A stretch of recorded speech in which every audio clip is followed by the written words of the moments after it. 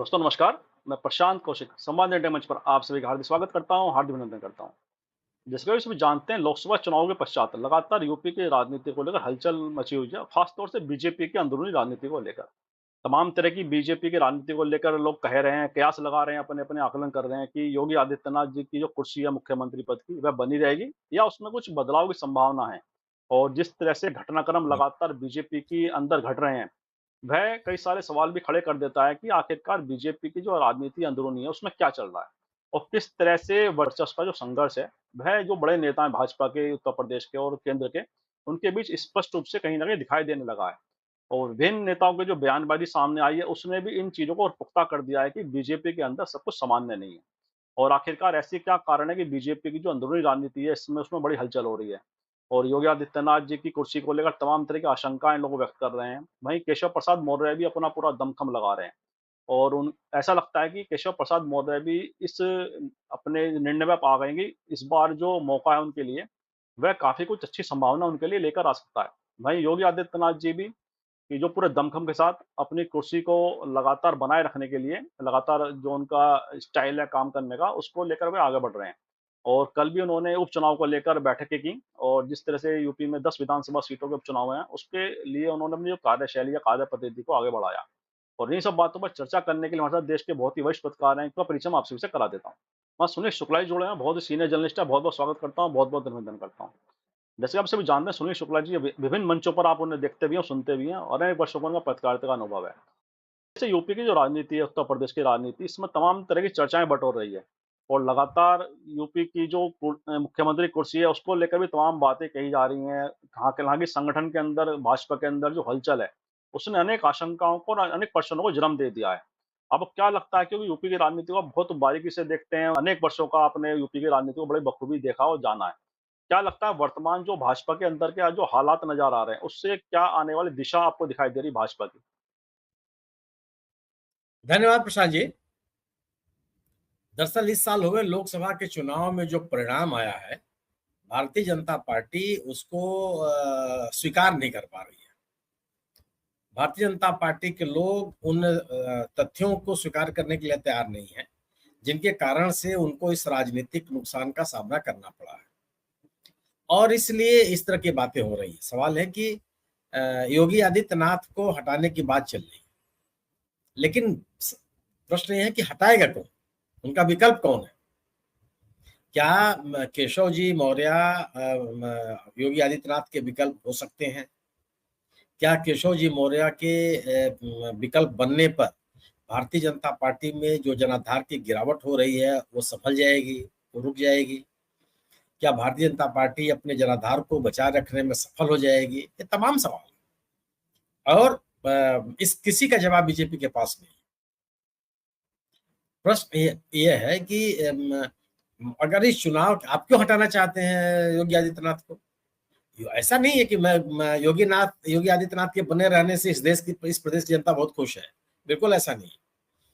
उनके इस शासन से से भी लोगों के मन में नाराजगी है। ये अब जो बुलडोजर कल्चर होता है काम करने का, यह सभ्य समाज स्वीकार नहीं करता इसको, कभी नहीं स्वीकार करता। ये जो सांप्रदायिकता की राजनीति है, उसको भी समाज स्वीकार नहीं करता। तो ऐसा नहीं कि योगी जी को लेकर के बहुत कोई लोकप्रियता, लेकिन बीजेपी के समर्थकों में लोकप्रियता है। बीजेपी को पसंद करने वाले लोगों के बीच में योगी जी किसी भी उन्हें उस नेता की तुलना में ज्यादा पसंद किए जाते हैं जो उत्तर प्रदेश में सक्रिय है। तो अब सवाल यही है कि आप हटाना क्यों चाहते हैं? बीजेपी क्यों ये मुहिम चला रही है? बीजेपी के कुछ लोग क्यों इस बात को कह रहे हैं कि क्यों हटा दिया जाए? अगर आप इस साल पूरे हुए लोकसभा के चुनाव के परिणामों के आधार पर कहना चाहते हैं, तो भी आप इसके लिए योगी आदित्यनाथ को जिम्मेदार नहीं ठहरा सकते। योगी आदित्यनाथ, क्योंकि ये चुनाव योगी आदित्यनाथ के नाम पर लड़ाई नहीं गया। नाम छोड़ मतलब पूरी तरह से छोड़ दीजिए, उनका नाम कहीं उल्लेखित नहीं था। पार्टी ने जो घोषणा पत्र जारी किया वो मोदी की गारंटी के नाम से जारी किया। मोदी जी अपने पूरे प्रचार में, भारतीय जनता पार्टी के लगभग सभी नेता अपने पूरे प्रचार में मोदी जी के लिए वोट मांग रहे थे कि मोदी को वोट देना है, मोदी को तीसरी बार लाना है, भारतीय जनता पार्टी को तीसरी बार नहीं लाना है। योगी आदित्यनाथ के कामकाज से आप संतुष्ट हो तो आप वोट दीजिए बीजेपी को। हमने डबल इंजन की सरकार ने भी बहुत अच्छा काम किया है। अब याद कीजिए आप अमित शाह जी का बयान। अमित शाह जी बयान क्या वो कहते थे कि हमने हमने जो वायदे किए थे हमने पूरे कर दिए। और वायदे कौन कौन से गिनाते थे कि हमने धारा 370 खत्म कर दी, हमने राम मंदिर का निर्माण करा दिया, हम यूसीसी लागू कर रहे हैं, सीए लागू कर रहे हैं, ये तो बात करते थे। तो उसमें योगी कहां से आ गए? योगी का तो कोई मतलब नहीं हुआ। तो योगी के सिर पर आप इस ठेकरे को नहीं फोड़ सकते हैं कि या भारतीय जनता पार्टी का जो समर्थक है, कार्यकर्ता, मुझे नहीं लगता उसको स्वीकार कर लेगा जो बात कही जा रही है। निश्चित रूप से। और ये जो आप संघर्ष देख रहे हैं यह आज नहीं पैदा हुआ, ऐसा नहीं कि 2024 के चुनाव परिणाम आने के बाद पैदा हो गया। 2017 से जब से सत्ता में यह पार्टी आई है तब से संघर्ष चल रहा है कि 2017 के चुनाव में जब भारतीय जनता पार्टी को जन समर्थन मिला था उस समय तो योगी जी कहीं चर्चा में भी नहीं थे। आप याद कीजिए, कहीं कोई चेहरा नहीं था उनका। भारतीय जनता पार्टी के प्रदेश अध्यक्ष केशव जी मौर्य थे और ओपी माथुर साहब उस समय संगठन के महासचिव थे, यहाँ पर जो काम धाम देख रहे थे। चेहरा तो कोई नहीं था, योगी जी का चेहरा दूर दूर तक नहीं था। कहने के लिए आप कह सकते हैं कि लगभग सभी विधानसभा क्षेत्रों में केशव मौर्य ने प्रचार किया था और गए थे, लेकिन उस समय भी मोदी जी का चेहरा सबसे आगे था। लेकिन जब चुनाव जीत करके पार्टी आई तो विधायक दल की बैठक में योगी आदित्यनाथ जी का नाम तय हो गया। यह विवाद वहीं से शुरू हो गया और केशव जी मौर्य ने अपने विरोध को, अपनी असहमति को कभी ऐसा नहीं कि छुपाया, माने बहुत वोकल होकर नहीं बोले हैं, लेकिन वो गाहे बगाहे हर मौके पर ये बताते रहे हैं कि वो इस व्यवस्था से संतुष्ट नहीं है। और बार बार ये सवाल उठता रहा, कुछ नहीं हुआ। आप ये भी याद कर लीजिए कि योगी जी के खिलाफ पार्टी के विधायकों ने विधानसभा के भीतर धरना दिया था, तब भी कुछ नहीं हुआ। आप वो भी याद कर लीजिए कि ओपी राजभर ने क्या क्या नहीं था केशव कहा था योगी आदित्यनाथ जी को लेकर के, क्या क्या नहीं कहा था। उनको पार्टी में लेने को लेकर के केंद्रीय हाईकमान से और योगी जी के बीच में सहमति थी, लेकिन उनको लाया गया, वो आए, मंत्री भी बन गए। क्या किसी ने उनको कौन रोक लिया? तो यह असहमतियां, इस तरह की नाराजगियां, इस तरह के मतभेद भारतीय जनता पार्टी में 2017 से ही दिख रहे हैं। लेकिन योगी आदित्यनाथ ने 2022 का चुनाव जिता करके पार्टी को वो निश्चित रूप से योगी आदित्यनाथ के चेहरे पर आ गया। योगी जी, मोदी जी का चेहरा तो है ही है, लेकिन उसमें योगी जी का भी नाम था, तो वो चुनाव जीत करके वो पूरी तरह से स्थापित हो गए। भारतीय जनता पार्टी ने भी उनको राष्ट्रीय पैमाने पर स्थापित किया। इस राज्य में, इस देश के किसी भी राज्य में कोई चुनाव ऐसा नहीं हुआ जहां योगी आदित्यनाथ जी प्रचार करने न गए हों स्टार प्रचारक के रूप में। हैदराबाद नगर निगम के चुनाव में वोट मांगने गए थे, आप याद कर लीजिए उनको, उन्होंने हैदराबाद का ही नाम बदलने की बात कही थी। तो सवाल यह है कि भारतीय जनता पार्टी जो खुद अपने विभिन्न चुनावों में योगी आदित्यनाथ के चेहरे को, उनके हिंदुत्व के की नीति को, एक आक्रामक भारतीय जनता पार्टी के नेता के रूप में उनकी पहचान को हर जगह भुनाने की कोशिश की, आज आप उनको कैसे हटा देंगे? अगर आप हटाते हैं तो क्या यह सामान्य तरीका होगा? लोग स्वीकार कर लेंगे आपको, आपके निर्णय को स्वीकार कर लेंगे? मुझे तो नहीं लगता। और भारतीय जनता पार्टी का कार्यकर्ता भी नहीं स्वीकार करेगा और योगी तो इसको कतई नहीं स्वीकार करेंगे। योगी की राजनीति से जो लोग परिचित हैं वो योगी आदित्यनाथ के को जानते हैं कि वो एक आक्रामक किस्म के नेता है। वह विपरीत परिस्थितियों में भी चुप रहने वाले नेता नहीं है, अपनी बात कहते रहते हो। और दूसरी चीज कि अगर चुप भी हो जाए, अगर उनको भारतीय जनता पार्टी की जरूरत हो, भारतीय जनता पार्टी के बूते तो राजनीति करते नहीं है। अब तक की उनकी राजनीति भारतीय जनता पार्टी के बूते पर नहीं रही है, उनकी अपने बूते पर रही है, उनकी अपनी सांप्रदायिक राजनीति रही है। वो हिंदू महासभा के नेता रहे हैं, हिंदू वाहिनी उन्होंने अपने इलाके में बनाया, 5 बार के वो सांसद रहे, तो बीजेपी के भरोसे नहीं जीत गया है। वो उनका अपना संगठन है, अपनी राजनीति है, अपने उनके समर्थक हैं, उनके अपने लोग हैं और लगभग पूरे प्रदेश में फैले हुए हैं या देश के अन्य राज्यों में फैले हुए हैं। एक नाथ संप्रदाय का मठ है, उसके वो पुजारी हैं, तो उनका अपना एक जन समर्थन, एक जनाधार है। मुख्यमंत्री के रूप में भले ही वो इस प्रदेश से बहुत लोकप्रिय न हो, एक वर्ग विशेष में ही लोकप्रिय, लेकिन भारतीय जनता पार्टी के कार्यकर्ताओं में तो उनकी साख ही है। तो अगर आप भारतीय जनता पार्टी उनको हटाना चाहती है तो हटा के लाएगी किसको? ये सवाल तो ही है ना। और व्यक्तिगत तौर पे मैं कहूं तो कोई ऐसा चेहरा नहीं दिखाई पड़ता बीजेपी में जो योगी आदित्यनाथ को रिप्लेस करता हुआ नजर आए। या एक बड़ा कद रखता हो, एक बड़ी लोकप्रियता रखता हो, एक बड़ा भारतीय जनता पार्टी के एक बड़े नेता के रूप में उसकी छवि हो, प्रदेश के किसी नेता में स्थिति में नहीं दिखता। हाँ, राजनाथ सिंह जी के बारे में नहीं कह सकता। राजनाथ सिंह जी अगर आ रहे हो, उनको पार्टी मुख्यमंत्री बना रही हो, तो निश्चित रूप से वो बड़ा चेहरा है।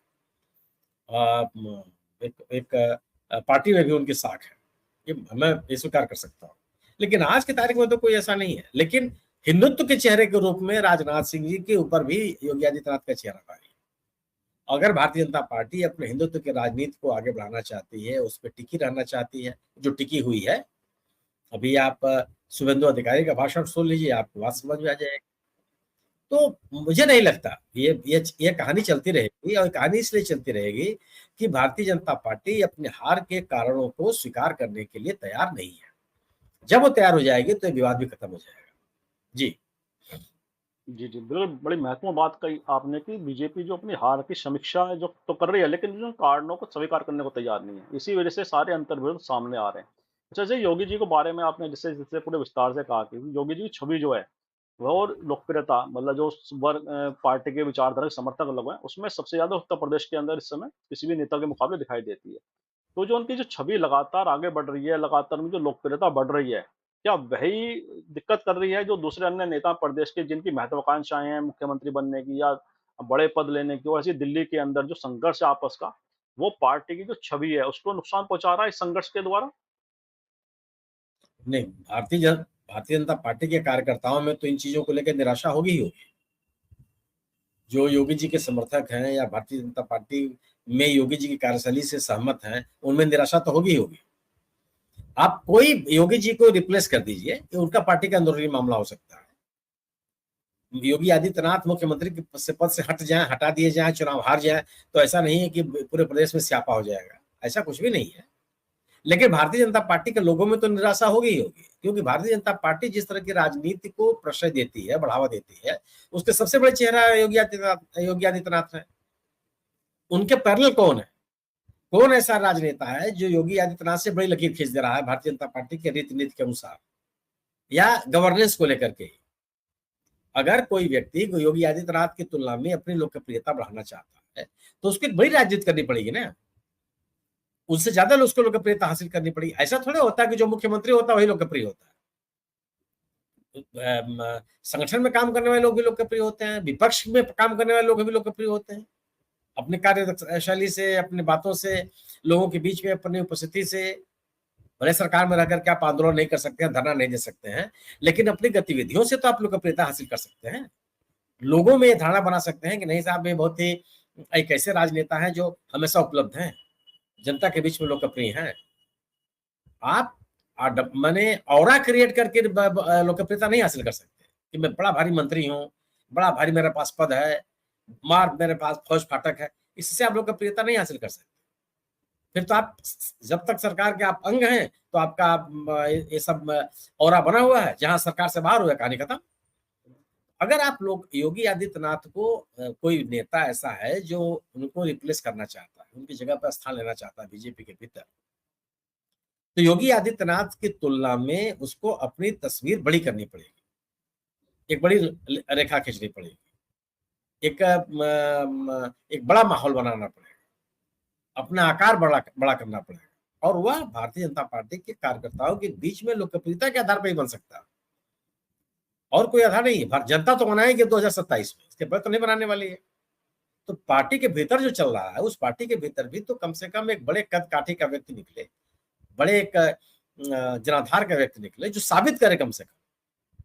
क्लेम करने के लिए तो हर व्यक्ति क्लेम करता है कि हमसे बड़ा नेता कोई नहीं है, लेकिन कब जमीन पर दिखाई भी तो पड़े। लोकप्रियता के नाम पर, मतदाताओं को बांधे रखने के नाम पर, अपने समर्थकों को अपने साथ बनाए रखने के नाम पर भी तो योगी आदित्यनाथ ही प्रभाषित हो रहे हैं, अन्य कोई प्रभाषित नहीं हो रहा।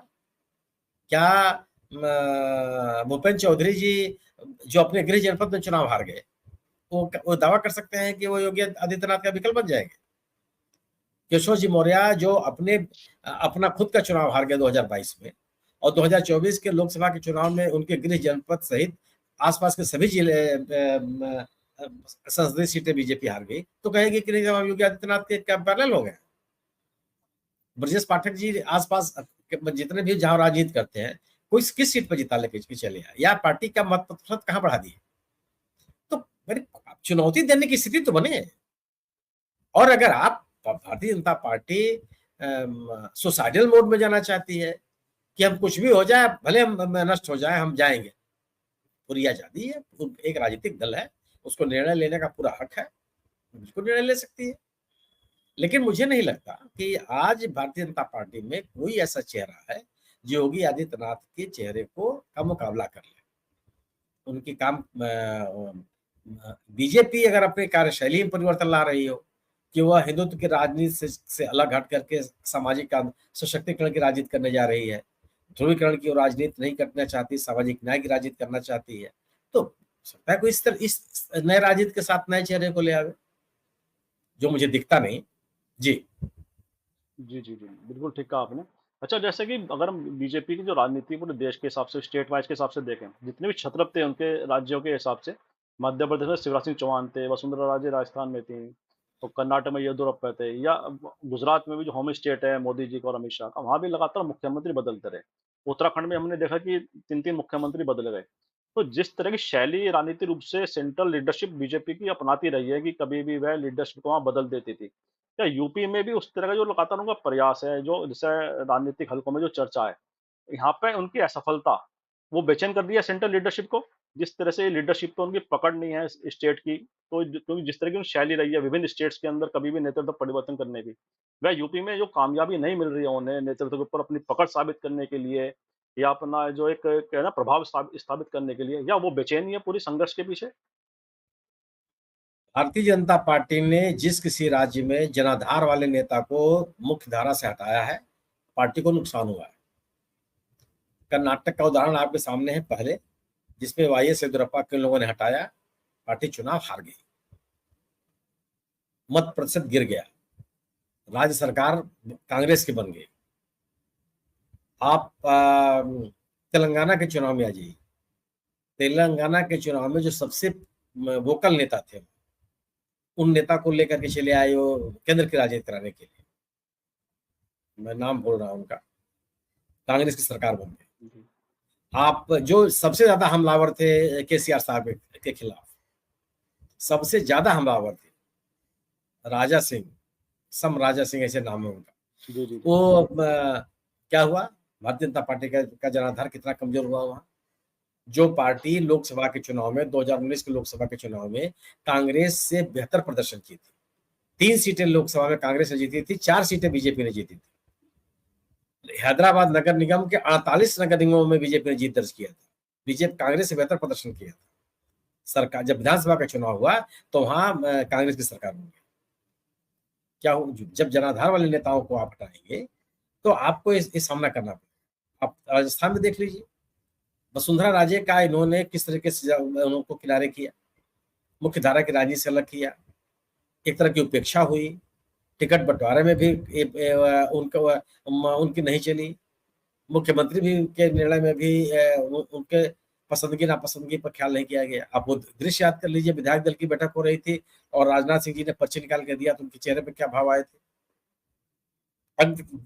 जस्ट अभी इस साल जो लोकसभा का चुनाव हुआ, भारतीय जनता पार्टी 10 सीटें हार गई, जहां 2014 और 2019 में दोनों में जबरदस्त जीत, लोकसभा चुनाव में जबरदस्त जीत दर्ज किया था, सभी सीटें जीती थी।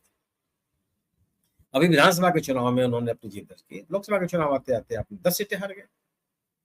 मध्य प्रदेश में आपके ये नहीं था कि शिवराज सिंह चौहान बनेंगे कि नहीं बनेंगे, उनको नहीं बनाया जाएगा ये बात नहीं आई थी, और शिवराज सिंह चौहान पूरी तरह से चुनाव मैदान में थे, लड़ रहे थे, हर जगह प्रचार कर रहे थे, तो आपको सफलता मिली। आप जो आपने वसुंधरा राजे के साथ व्यवहार किया, वही अगर आप कहे कि कल व्यवहार किए होते कि एकदम किनारे कर देते आप उनको आप प्रचार करने की भी अनुमति आप उनको नहीं देते। और आप देखते हैं मध्य प्रदेश में क्या माहौल बनता है। उत्तर प्रदेश में आप याद कीजिए, भारतीय जनता पार्टी ने जब कल्याण सिंह को किनारे किया था, मुख्यमंत्री पद से हटाया था, क्या हासिल हुआ था बीजेपी का? कितने समय तक भारतीय जनता पार्टी मुख्य धारा में नहीं आ पाई। देखिए, स्थानीय या क्षेत्रीय छत्र जिसको आप कहते हैं, या राज्य विशेष में जो राजनेता है, उसकी उसकी एक ताकत होती है, जनता से उसका एक कनेक्ट होता है, लोगों के बीच में वो उठता बैठता है, कार्यकर्ताओं के बीच उसका एक संवाद होता है, और वही उसकी ताकत होती है।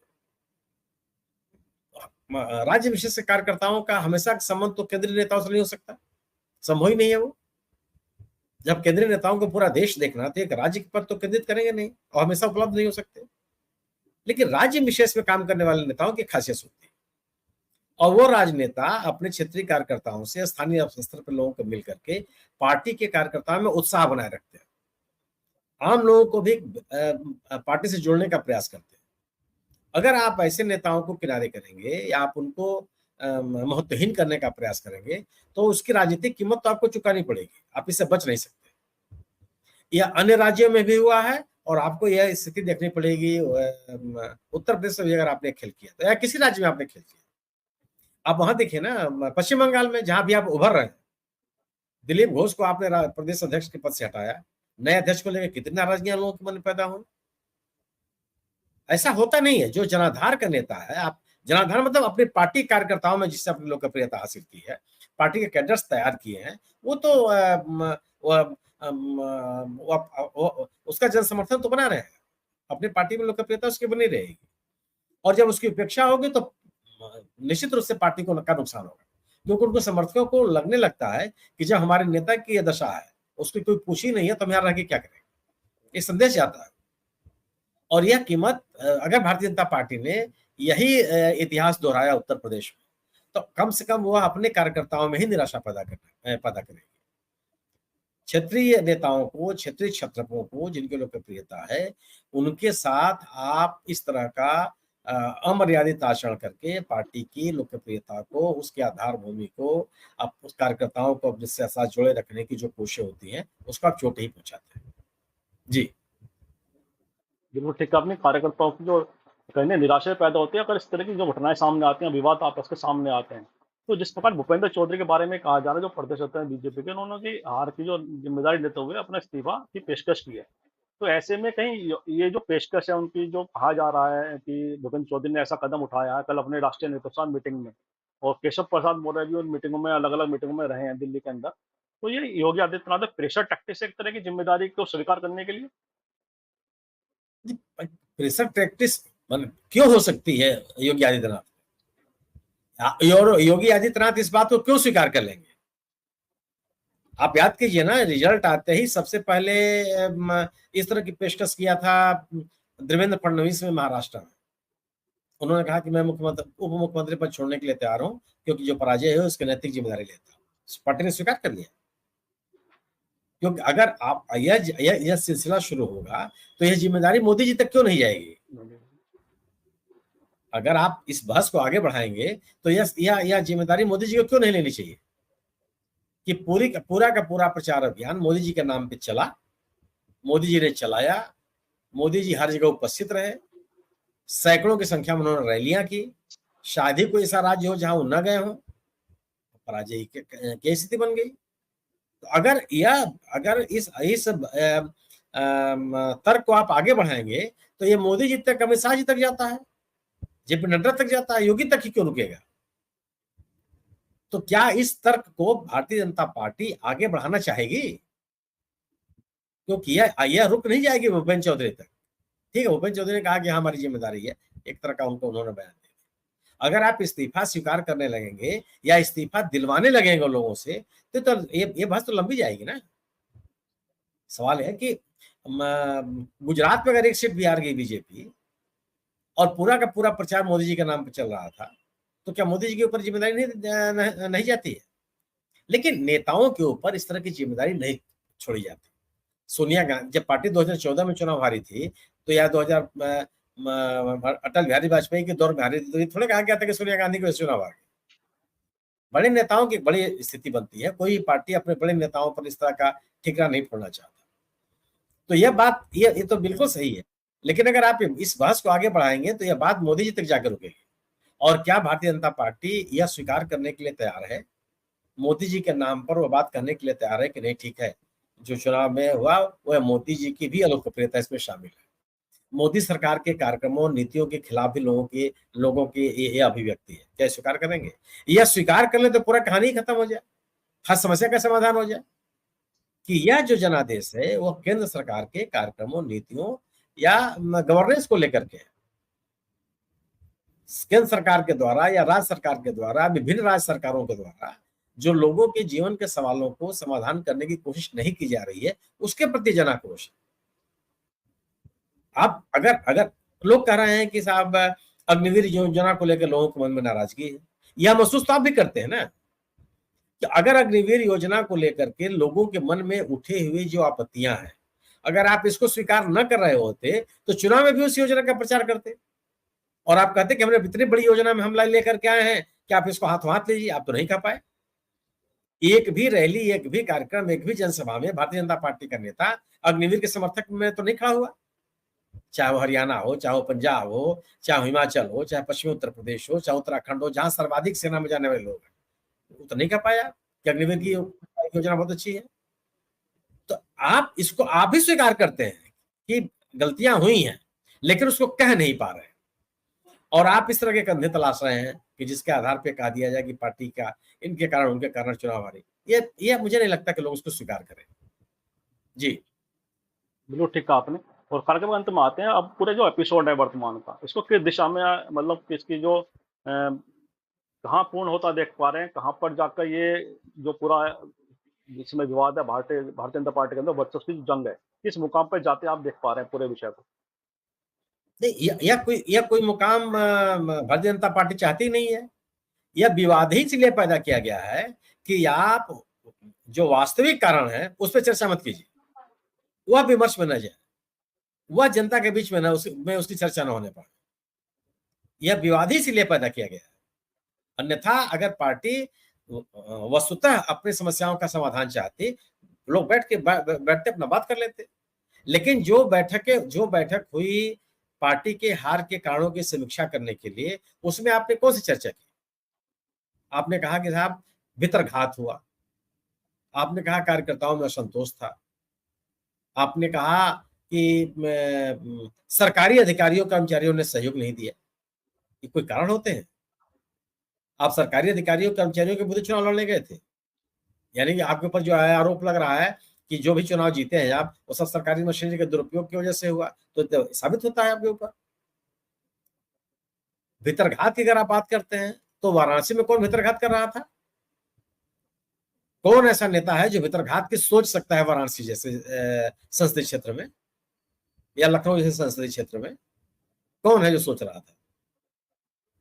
ये एक सतही बातें हैं। तो भारतीय जनता पार्टी इस विमर्श को खत्म नहीं करना चाहती, वो चलाती रहेगी। इसको चलाने से जो मूल कारण है, वह उन मूल कारणों पर बहस रुकी रहेगी। हम आप जैसे लोग ये बहस करते रहेंगे योगी जी आए रहेंगे कि जाएंगे, भारतीय जनता पार्टी क्यों हारी इससे बहस नहीं होगी। ये स्थिति है। जी जी, बिल्कुल सही कहा आपने कि जो मूल कारण है, मूल विषय से भटकाने की जो पूरी नीति रहती है, वही कहीं न कहीं संगठन के जो वर्चस्व का संघर्ष में जो चल रहा है, वो भी उसी उद्देश्य के तहत कहीं न कहीं है। जिससे कि मूल विषयों पर या शीर्ष नेतृत्व पर जिम्मेदारी ना आए हार के कारणों की। और इन्हीं शब्दों से आज चर्चा को विराम भी देते हैं, और मैं आपका बहुत-बहुत आभार, धन्यवाद व्यक्त करता हूँ कि आपने पूरे विषय को जिस तरह से परिभाषित किया है। मुझे विश्वास है दर्शकों को चर्चा ज़रूर पसंद आएगी। बहुत-बहुत आभार, बहुत-बहुत धन्यवाद आपका। और मैं आप सबसे भी आग्रह करता हूँ कि वीडियो लाइक करें, शेयर करें, कमेंट करें। साथ ही संवाद निरंतर चैनल को सब्सक्राइब के साथ बेल आइकन जरूर दबाएं, जिससे संवाद निरंतर अपडेट आपको समय से मिलते रहे। आप सभी का बहुत-बहुत धन्यवाद, बहुत-बहुत धन्यवाद।